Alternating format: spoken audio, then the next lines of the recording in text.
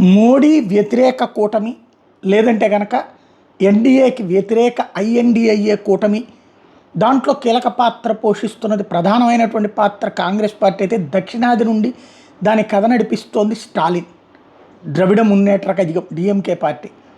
ఆ పార్టీ అధినేత త్వరలో ఓ సమావేశం నిర్వహించబోతూ ఉన్నటువంటి విషయం అందరికీ తెలిసిందే. ఈ నెల 22వ తారీఖున చెన్నైలో దక్షిణ భారత అఖిలపక్ష నాయకుల సమావేశం. ఆ సందర్భంగా హిందీని భారతదేశం మీద రుద్దొద్దు, దక్షిణ భారతం మీద రుద్దొద్దు, హిందీని మా మీద రుద్దడానికి వీల్లేదు అన్నటువంటి తీర్మానం చేయడం. దాంతోపాటుగా ఏదైతే దక్షిణాదికి సీట్లు తగ్గిపోతాయన్నటువంటి పాయింట్ మీద కేంద్రాన్ని తిట్టిపోయడానికి ప్రిపేర్ అవుతున్నారు, ఆల్రెడీ చేస్తున్నారు.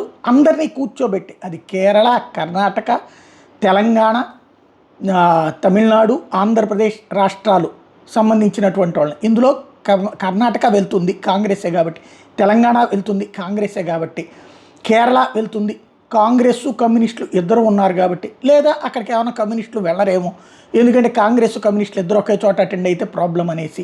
బట్ అక్కడి నుంచి కేరళ నుంచి రిప్రజెంటేషన్ ఉంటుంది. ఆంధ్ర నుంచి ఎవరు వెళ్తారు, తెలుగుదేశం పార్టీని పిలుస్తారో లేదో తెలియదు కానీ తమిళనాడు పీడబ్ల్యూడీ శాఖ మంత్రి ఈవి వేలు, వాస్తవంగా ఈయన కాస్త తెలుగు మూలాలు ఉన్నాయి.